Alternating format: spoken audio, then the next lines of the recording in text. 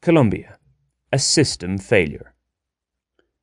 The chaotic times Colombia is experiencing bring to mind just how inflexible a presidential system can be. Faced with such a crisis in a parliamentary democracy, a motion of no confidence would most likely be tabled against the Prime Minister. If there was enough dissent in government ranks, the ruling party could lose such a vote. That would trigger, barring a new arrangement amongst the parties in Parliament to choose a new Premier, an election.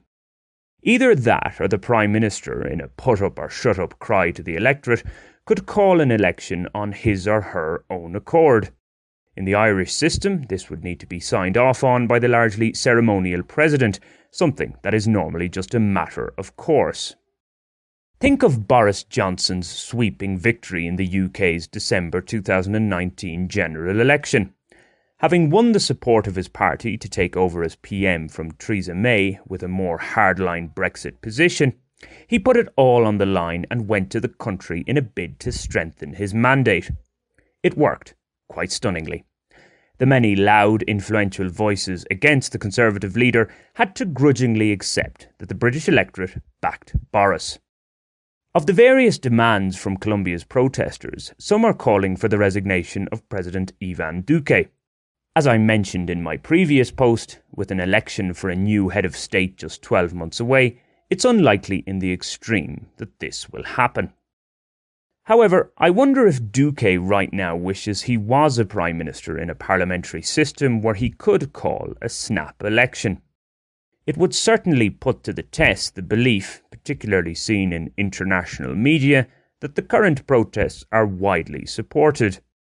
I must add, while Duque's own popularity appears on the floor, his party, Centro still has a solid support base. If we can call the Centro the party in power, the opposition is far from united. It's quite a mixed bag. My take on it, from my humble Estrato dos abode in the far north of Bogota, is a little more nuanced. Of course, the many struggling to make ends meet want to see their lot improve, don't we all? The killing of innocent protesters by state forces is also wholly unacceptable. Most Colombians would appear to agree that some sort of police reform is badly needed. However, as I've written oft times before, the more radical, mostly younger forces that appear to make up the majority of the protesters aren't exactly lovingly embraced by your average barrio popular resident. Unsurprisingly, there is a certain arrogance amongst the leftist university-attending protesters towards those not of their ilk. The uneducated idiots don't know what's good for them is a regular refrain. It's a standard line of attack by those on the left. It rarely works. In fact, it's often counterproductive. Who are these educated folk to say that the construction worker or house cleaner doesn't know what he or she wants? Colombians don't have to look too far to find an example of what can go horribly wrong when a country takes a hard turn to the left based on promises to end corruption and bring about a better life for all. Venezuela, anyone? Okay, some of you will say I'm being dramatic here, that what the protesters are really calling for is simply a fairer system, a reduction in inequality, not a version of Hugo Chavez Frias's socialism for the 21st century.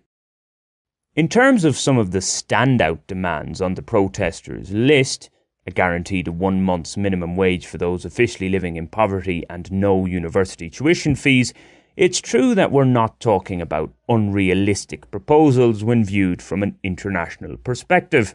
In fact, President Duque has already announced the introduction of free, temporary for the moment albeit, public higher education for students from the lowest 3 strata.